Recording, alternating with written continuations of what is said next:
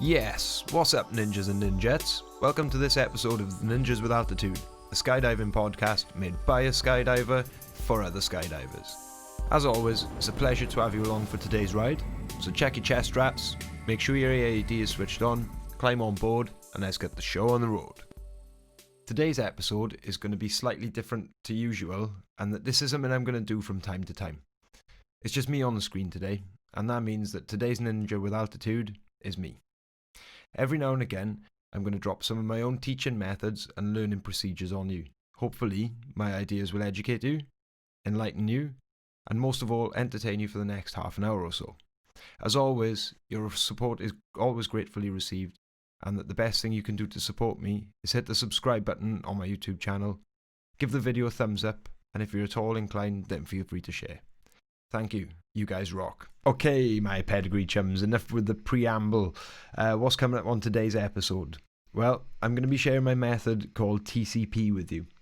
It's an abbreviation I developed when I was teaching, through continuously breaking down the most complex of moves into an understandable learning sequence for people, and then distilling that further down into the three-letter function of justice that can be applied to maximise individual and team performance when attempting anything.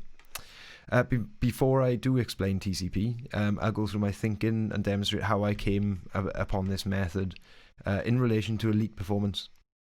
The original application that the method was designed for was a high-level free flyer, and as a result, the flyers I am teaching are at or towards the elite side of the scale. But it became apparent that I could apply it to almost any aspect of skydiving. And you know what? It works. So, first of all, we'll have a very brief look at the foundation of what we know as sports science. I will say I have zero qualification in this field, at least not from a scientist's point of view, but definitely I do from an athlete and a coach's point of view. From there, we'll go into a bit of sports psychology and try and understand how our mindset is essential for success, not only in sports, but throughout our daily attitudes and habits. And then finally, once we've laid the foundations, we'll roll up our sleeves and get stuck into TCP.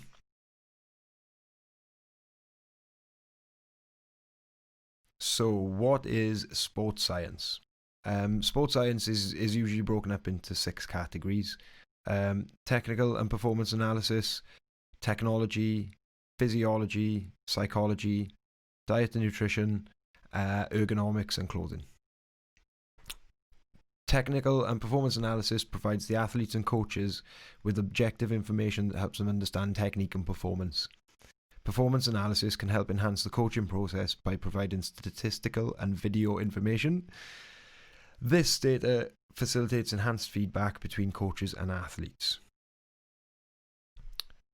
Technology is used in an ever-increasing capacity in sport, from monitoring the body's performance to video playback and slow motion, and even GPS trackers in players' jerseys, monitoring their every pace around a pitch or around a track. You name it, technology has the answer for it when it comes to sports science. Physiology is the study of how exercise alters the function and structure of the body.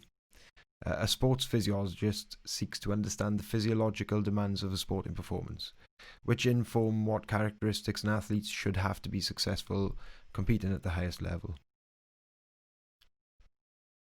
Sport and performance psychology focuses on helping athletes, performers and others reach goals and cope with the anxiety that can impede performance in many venues, from athletics to the boardroom to the Olympics, or anything like that. Good nutrition can enhance sporting performance. A well-planned, nutritious diet should meet most of an athlete's vitamin and mineral needs and provide enough protein to promote muscle growth and repair. I can't really comment much on this one, as I do really enjoy smoking whilst managing to maintain fairly high levels of fitness. Not my department, so I'm not going to be the guy in the glass house to throw that stone. One I will though, ergonomics and clothing. I've already spoken with other ninjas, particularly in skydiving. Our clothing is essential, and our equipment choices. They're pretty significant in determining whether our jump will be success or not. I'll rant on and on about jumpsuits until I get fat and my fall rate increases.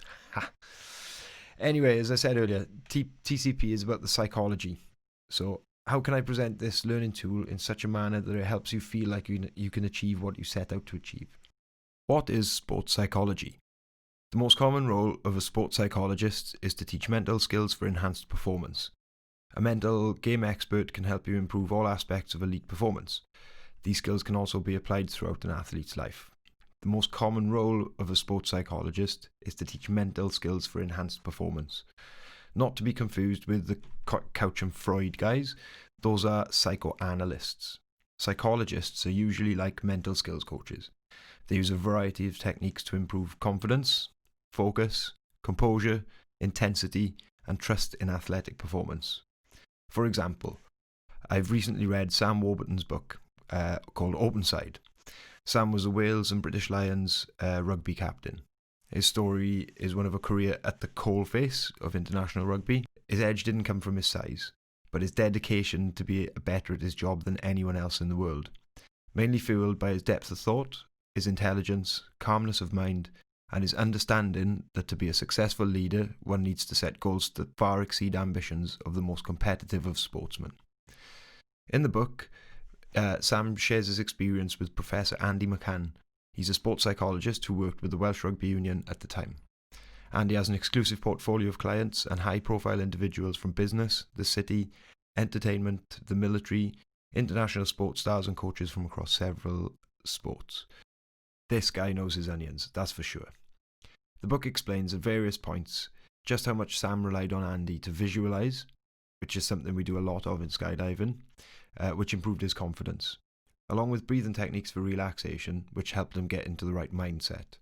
And then in turn, that allowed him the most important part, which was to keep his composure. Being able to operate in high-intensity environment is a skill we all know and love. It's part and parcel of skydiving. Being able to keep our composure when things don't go according to plan in the sky is another skill entirely and is one we work towards constantly. But we do overlook the fact that we do tend to let our composure slip when we're having so much fun. It's easy to do. We switch off, I guess, in a way. Particularly on a skydive with mates, like a four-way for instance, of which everybody could have got there and taken that grip or flown in the slot. But the excitement gets too much of us. People zoom past the base or they take a heavy dock. You know the skydives I'm talking about. If only you could apply a little bit of TCP to that shit, then you'd probably have had a lot more success on that jump. So what the F and Jeff is TCP, Drews? Well, it's how I started teaching flips and shit. T is for timing, C is for communication, and P is for precision.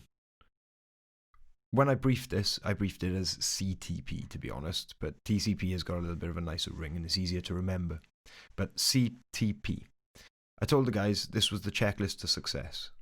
Communication. Through the briefing and dirt dive, you know who will be given the key. We now have a point of reference to be able to communicate. There's our communication. Timing.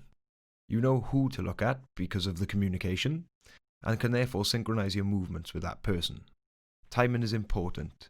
If we get the timing wrong on, say, an exit, for example, then everybody has a much harder job to do. We have good timing because we started with good communication. Precision. Knowing you have the skills to manage the move on an individual level means you can have the confidence that you'll fly the right maneuver and be very precise in that movement. The more precise you can be with the body movements, the better equipped you are to deal with anybody else's issues as a team. What does this achieve?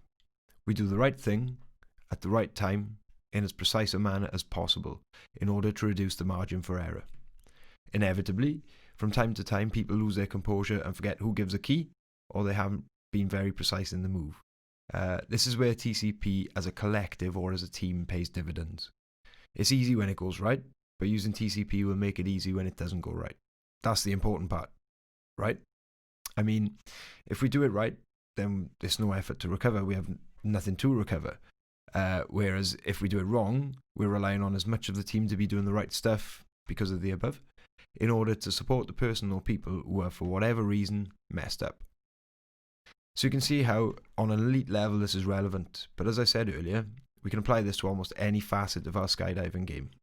From dirt dive, jump master duties, exit, free fall, track off and deployment, the debrief, and so much more. For example, take the jump master duties. Timing. How much separation does each group require? Do I even know my job, the wind speed, the group sizes and abilities on the load, canopy sizes, and are the load even aware of what the jump run is and the landing pattern, etc., etc. Communication. Make sure that your load is prepared to carry out their jump and that they are suitably qualified. Make sure they are aware of the conditions and jump run and what else is on the load, etc. Communication on board the aircraft is important, and in fact, communication in general for a jump master is an essential item for ensuring people stay safe. And precision. By being knowledgeable about the role of a jump master, you can have confidence in the precision of any decision you make as that jump master. Simple. So there you have it, folks. 3 letters that could help you if applied to almost anything. Feel free to use it in your teaching and learning. This is what Ninjas with Altitude is all about. Sharing, learning, and making every jump count. So when you're planning your next jump, trip, career, or whatever it may be, do a little thinking about the T.C.P. and see if that helps shape your plan for the future. Hopefully, by implementing T.C.P, you can achieve all that greatness and success in skydiving.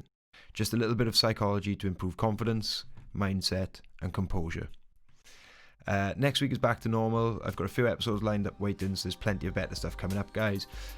Hopefully we're all slowly making our way back to the tunnels and DZs. Fingers crossed we'll get back in the sky soon. And until next time, ninjas, fly safe. Drew's News.